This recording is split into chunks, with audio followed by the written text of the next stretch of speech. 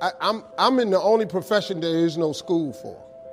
You can't go to school for comedy. There's nothing available for comedy. You're either born this way or you're not. But you could go take lessons, and then, you just got to get around the scene out here. It's hard. It take a long. Young people, you just got to understand. It take a long time to make a lot of money. Quit thinking you finna just hit it. That's not how this works. It take a long time to make a lot of money. I just got this money summer before last. I'm 61 years old. I just got this money summer before last. Took me a long time, man. But there's joy in the process too. See, you got to enjoy the process. You got to be grateful when you're making 50,000. Then you got to be grateful when you get to 75,000. You got to be grateful at 80,000. A lot of people stay pissed off because they ain't a millionaire. But I got news for you. If you pissed off where you are right now, you'll never be a millionaire. You want me to tell you why? Because there is a principle of success that God requires our gratitude. The more you're grateful for, the more God will give you to be grateful for. Because see, God, he real smart. He got this system set up real smart. So you can immediately increase your life by being grateful. Instead of complaining about what's going on. Man, I got to go to work today. Man, I got these kids. See, you asked for all this stuff. Remember when you wanted a job? Remember when you wanted a baby? Remember when you wanted to get the new car? Well, the new car comes with some bills. Well, remember when you wanted to get to a bigger place? You got the bigger place. It costs more money. You know what I learned? You can't cry about what's on your plate when your whole goal was to eat. You can't, man. And the moment you start showing God more gratitude, he'll give you more stuff because he's such a fair God. What he do is he's not going to keep giving you stuff if what you got you can't handle already. So he ain't going to put no more on you than you can bear. So while you tripping about all you got to do, he said, well, let me quit giving him stuff to do because he already can't handle this here. You kill more blessings by not being grateful. That's the number one blessing blocker, lack of gratitude. That's the number one reason I have what I have, and that's the number one reason why I'm going to get more. Because I just stay grateful for what I have. And I'm busy, man. But over last year I was complaining a lot, and I couldn't understand why these few deals wasn't closing. I was on vacation this year. I was sitting on the boat. I was looking out over the water, and God just showed it to me. He said, well, Steve, you've been complaining a lot about your workload, about how much you got. I can't give you no more because I don't want to tax you. I don't want to overburden you. I came back, told my wife that.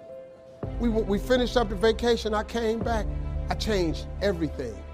I wake up every morning with nothing but gratitude, and I became more efficient.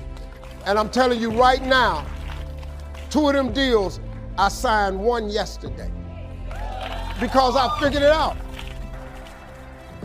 The cool thing about it is, it don't take God a long time to bless you. He starts immediately, man. Listen to me, y'all. Wake up every day and start being grateful. Wake up every day. Don't check your phone first. Don't check your texts and messages. Wake up every morning and just start thanking him for just your life, your kids, your job, your house, your food, your clothes, your money, your car, your husband, your boyfriend. And then immediately after that, you'll have a better day. And then watch, he start giving you more stuff. From testimonials and personal experience, we have enough information to conclude that it's possible to design and live an extraordinary life. I hope you will give that little phrase some consideration. And here's what's next. I hope you buy the idea. And what I want this weekend to be for you is the gathering of more ways and means to design and live for you an extraordinary life. I don't know how far you want to go. Here's the first essence of life, and that is self-preservation. to produce enough to take care of yourself. The instructions given right to the couple that left the Garden of Eden. One was to multiply. It's a lonely place with only 2 people. But here were the next instructions: to be fruitful. How fruitful, how productive should one be? And here's number 1, to produce enough to survive. To produce enough to take care of yourself. And self-care is important. If you're flying on an airplane, the flight attendant says if for some reason we run out of oxygen, these oxygen masks will fall from the ceiling. And if you have children with you, quickly take care of them, then take care of yourself. No. They say what? Put your mask on first, see to your survival first, then you'll be more capable of taking care of the survival of your children. Isn't that interesting? I was in business with Bob Cummings, the old movie star.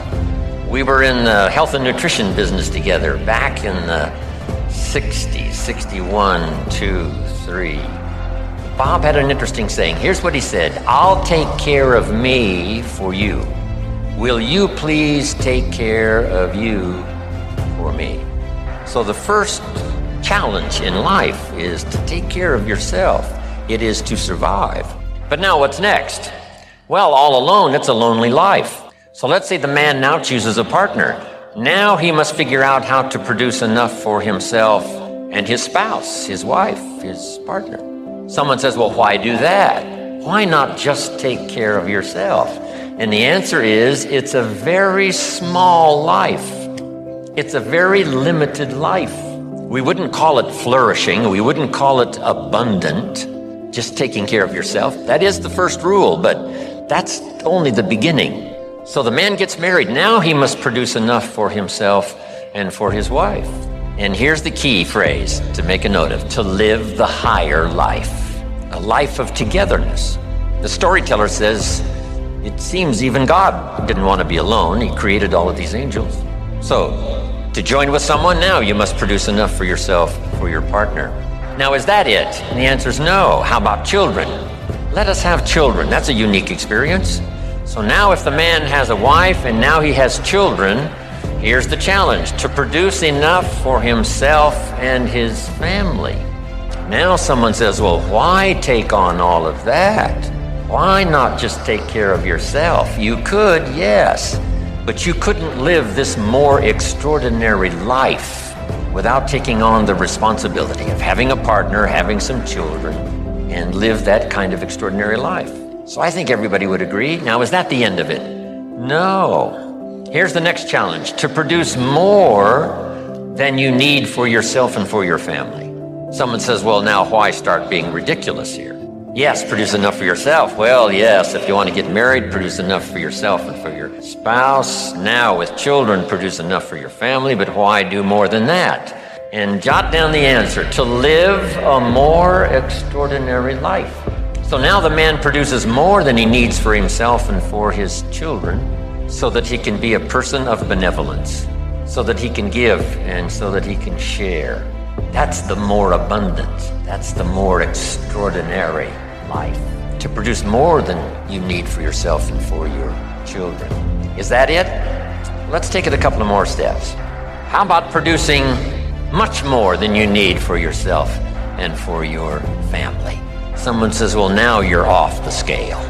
I mean, why work that hard? Why go that far? Why produce that much? Some would say, just take care of yourself. Some would say, just, get a partner and that's it. And then children and that's it. And be a bit benevolent and that's it. But why not go this next step and produce much more than you need for yourself and for your children?